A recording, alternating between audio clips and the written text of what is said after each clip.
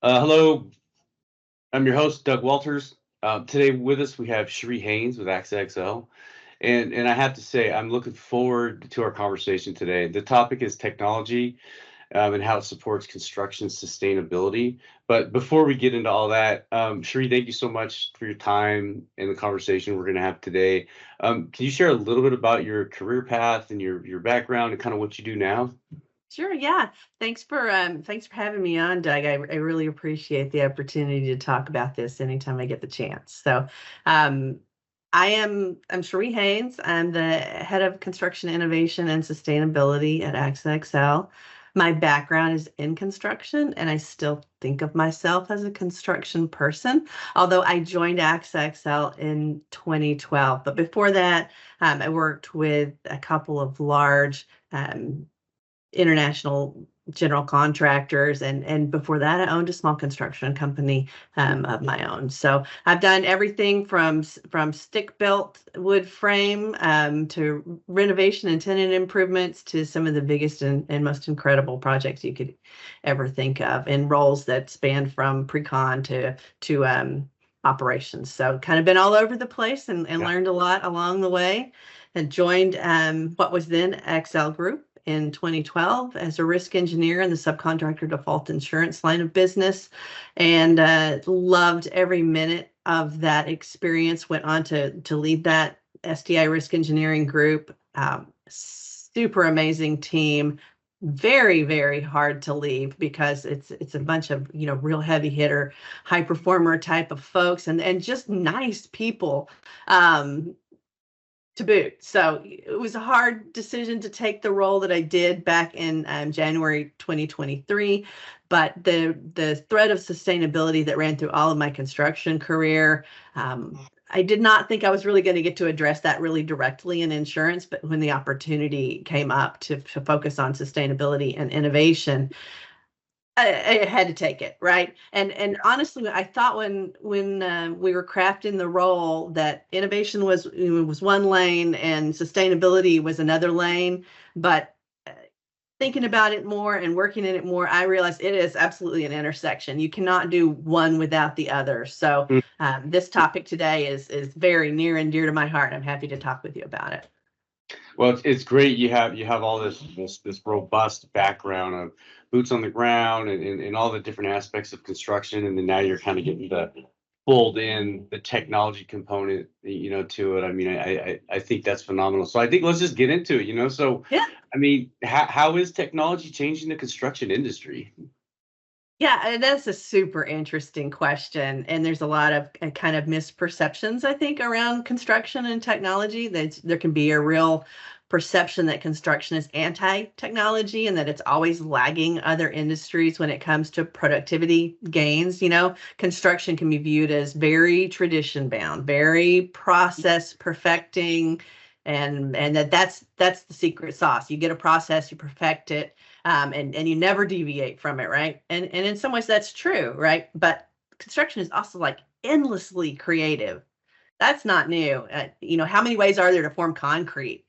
Each one was an amazing innovation in its time, and that's concrete. That sounds so staid, right? But we have a history of innovation in the industry that we can be really, really proud of. So tech has changed, yes, but the direction of travel is the same. Construction is a problem solving machine.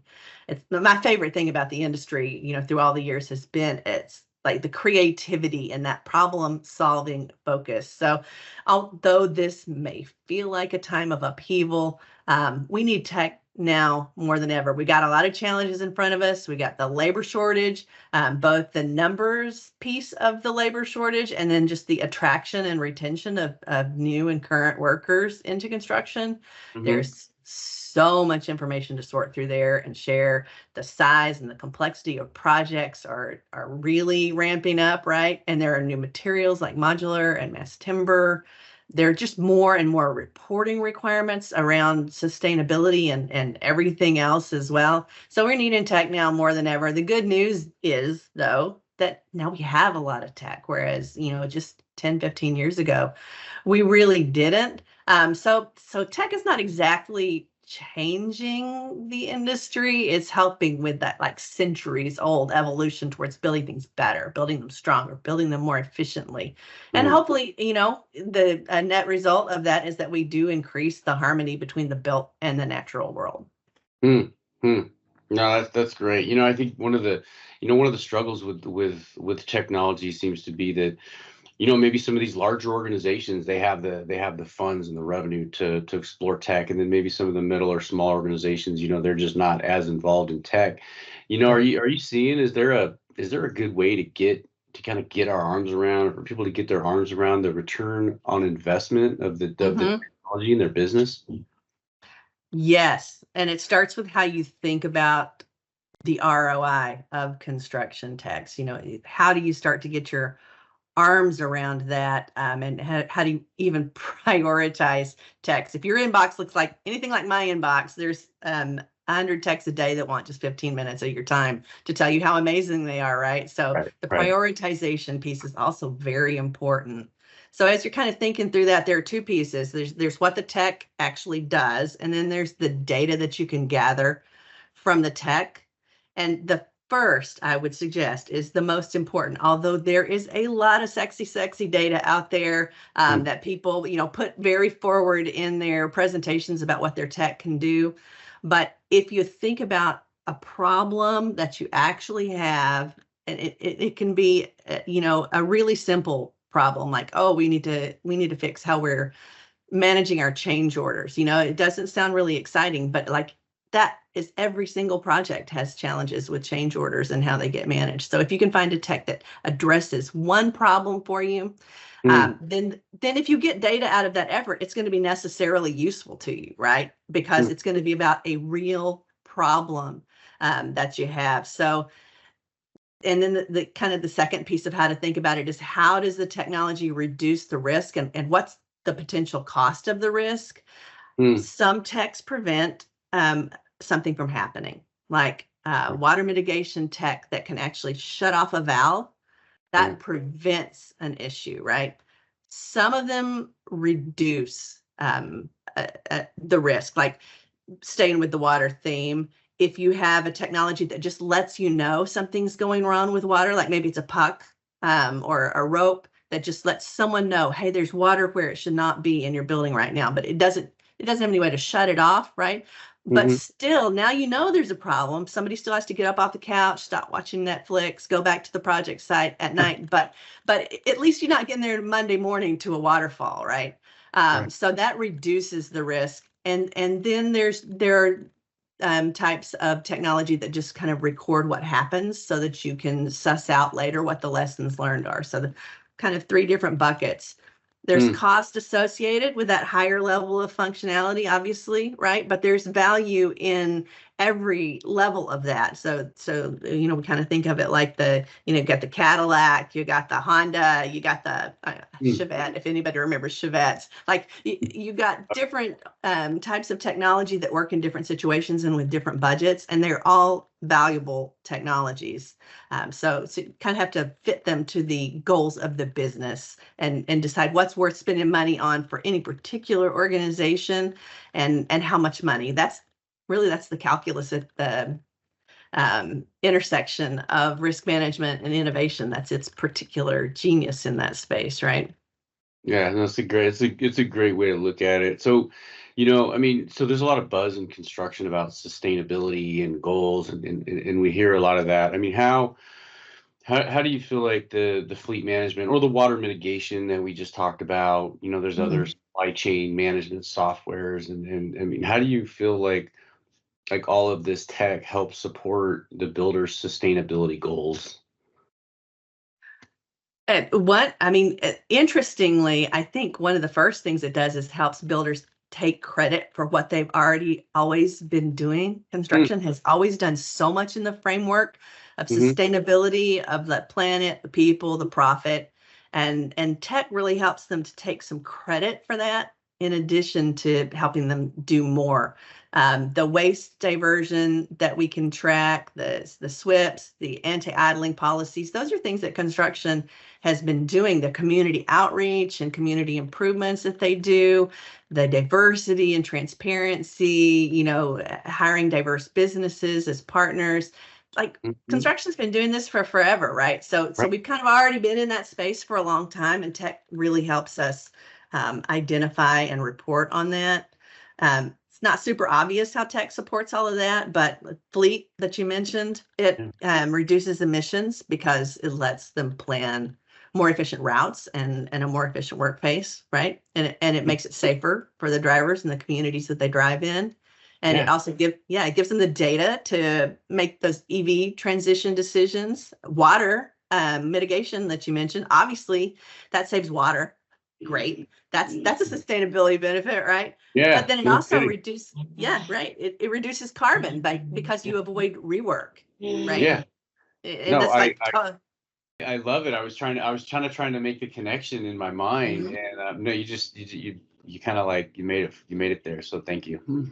Yeah. So if you think about that water piece and you avoid some rework. I mean, rework is 100% carbon, right? It's like, okay, we put some carbon in, let's take that out and put some more carbon in. There's nothing good in that sustainability story, right? And it's not safe work, rework, right? So you get safety benefits, and then better indoor air quality. That's going to not only lead to a more durable building that doesn't have to be torn down as soon or remodeled as soon. And then you also have happier tenants that are going to pay higher rents if you've got a better building as well. So all around a great story of how technology can support sustainability. Yeah, I love it. Thank you. And I guess kind of moves us towards our last topic of discussion, which is a big one. It's kind of out everywhere, but that's AI. I mean, how does your team kind of view AI and construction and how it integrates into all this stuff? Yeah, if I only talked about AI, I could be busy talking for a year, right? Because that is the hot topic right now. One of the trends that we are seeing is increased adoption of techs that utilize AI and of techs that are actually folding AI into what they do. And the reasons, we don't have as many people as we would like to have in the industry, right? And we don't have a really high likelihood of getting that. So AI has some potential to help us there. We have all of this information that's not, you can't call it data because it's like a library dumped out on the floor, right? And the chance of finding the information that could make your particular project or challenge better, it's just too big of a challenge, especially if you consider that first point of labor. People just don't have the time and capacity to go looking for it. So maybe AI helps us access that. I've even heard of one company that created a lessons learned chat bot that it digs up the data from all different systems and brings the lesson learned right to you. You don't have to go looking for it. You just have to say, hey, I'm doing a project that has these parameters. What do I need to be thinking about? Brilliant, right? Yeah, And really. Yep. yeah, and then there's just like AI's ability to kind of be everywhere, or technology, can be everywhere in a way that a person can't. And it can also help with the just like lift of getting people out of drudgery type of work, formatting, filing, things and putting things in the right place, right? I think AI can help us with some of that. And what that does for our people is it lets them really practice their art and utilize their expertise and get out of that all the stuff you have to do to get to the stuff you love to do, right? So that's my hope. And I know people are really concerned about AI taking their jobs. And in some cases, that might be true, right? But I think about it like, we used to have drills, hand drills, right? My granddad had one. And then we had power drills, right? And did it make us more efficient at the work we were doing? It certainly did. But you had to learn how to use power drill. And now people are going to, just need to learn how to leverage these tools to make them more effective. But Yeah. the really cool thing is it just lets us be more engaged in the parts of the jobs that we're passionate about, positive about. I really think of AI as like kind of a whole herd of mediocre interns, right? Like you Mhm. wouldn't give them you wouldn't give AI the final job. You're not going to rely on it to perfect something for you. That's for your Right. people to do, but it sure can help you get started, right? Right. No, that's a great analogy. And Yeah. if you think about the sustainability side of things, um, right now we can only do so many iterations of a design or look at so many qualities of materials and how that's going to affect not just that one material but the whole structure, right? And Mhm. that's a constraint of just how many people have how many hours to do this work. And I think Right. AI is going to allow us to run many more iterations, and it's going to come up with even more sustainable ways of building.